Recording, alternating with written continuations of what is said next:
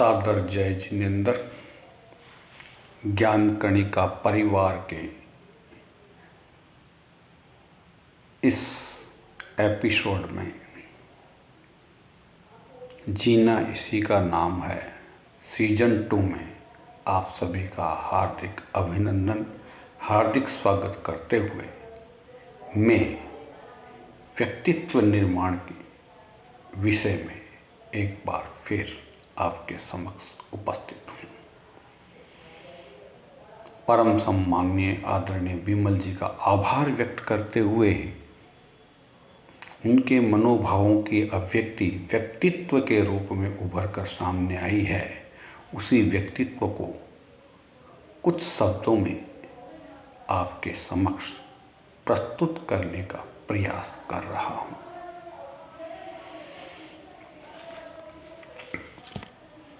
अब हम बात करें व्यक्तित्व निर्माण होगा तो समाज का निर्माण होगा, समाज का निर्माण होगा तो राष्ट्र का निर्माण होगा, परंतु यह निर्माण कैसे होगा?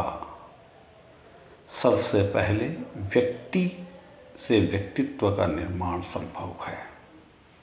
कैसे संभव है, इसको मैंने 3 शब्दों में जोड़ने का प्रयास किया है।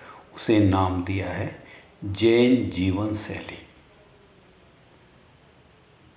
यदि हम जीवन जीने की कला सीख लें तो हमारा व्यक्तित्व स्वतः ही निर्मित हो जाएगा। व्यक्तित्व है क्या?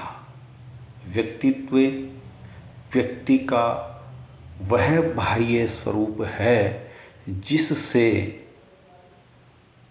वक्ता, श्रोता, विद्वता, क्षमता स्वतः ही मुखरित हो जाती है। अब हम बात करते हैं कि जीवन शैली के 2 स्वरूप हैं। एक है भौतिकतावादी जिसको लाइफ स्टाइल कहा है, एक है आध्यात्मवादी सामाजिक सांस्कृतिक जिसे जीवन शैली कहा है।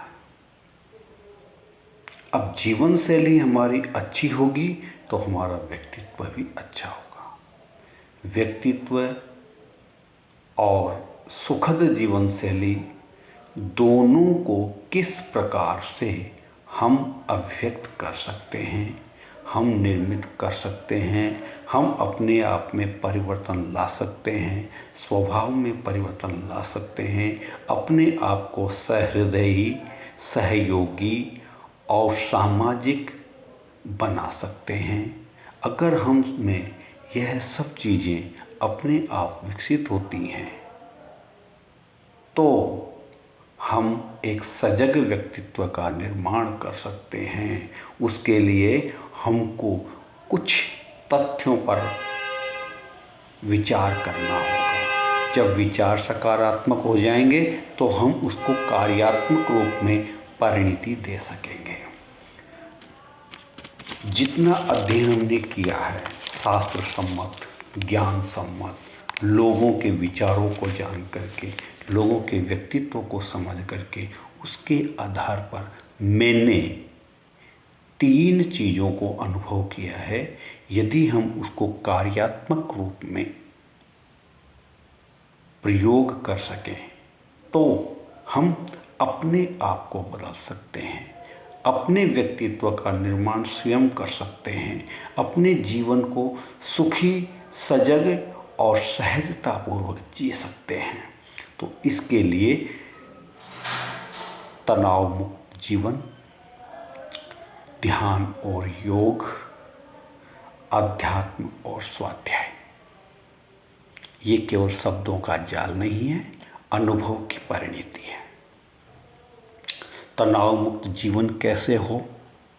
हमारी जीवन शैली सुखद बने, सकारात्मक बने, इसके लिए हम तनाव मुक्त हों।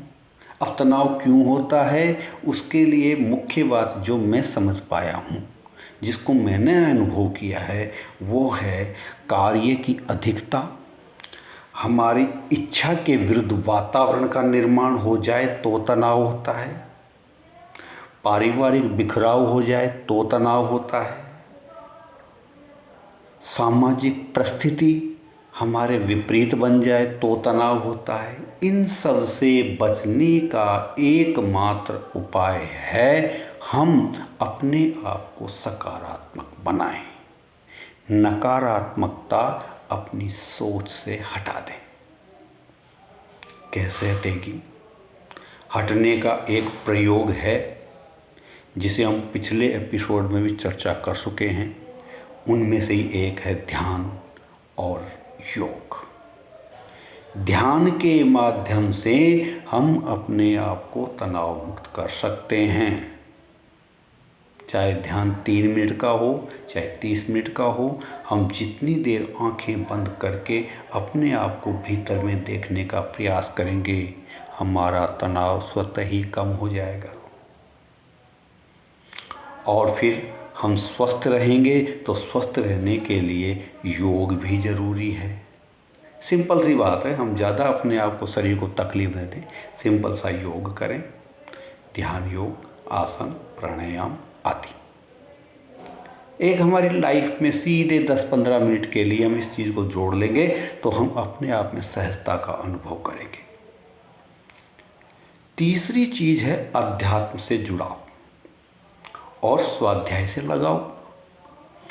जब हम अध्यात्म से जुड़ेंगे, चाहे वो अध्यात्म किसी भी तरह का हो, हिंदुत्व से परिलक्षित हो, चाहे जैनत्व से पूरित हो, मंदिर में जाता है आदमी को स्वतः ही एक संतुष्टि का अनुभव होता है। मंदिर कोई भी हो, कृष्ण भगवान का, विष्णु भगवान का, बालाजी का, भैरव जी का, माता जी का, किसी का भी मंदिर हो, आदमी श्रद्धा और आस्था के भाव से अगर वहाँ जाएगा तो उसको एक संतुष्टि का अनुभव होगा। चाहे जैन स्थानक में जाए, चाहे जैन भवन में जाए, चाहे महाराज के सानिध्य में जाए, चाहे गुरु के चरणों में जाए, चाहे किसी भी तरह के कोई भी साधु संतों के सानिध्य में जाकर उपासना करे, आराधना करे, ध्यान करे, महामंत्र का जाप करे, स्वाध्याय करे, सामायिक करे, तो उसको आत्मसंतुष्टि मिलती है। और यही संतुष्टि हमारे व्यक्तित्व में परिवर्तन ला सकती है।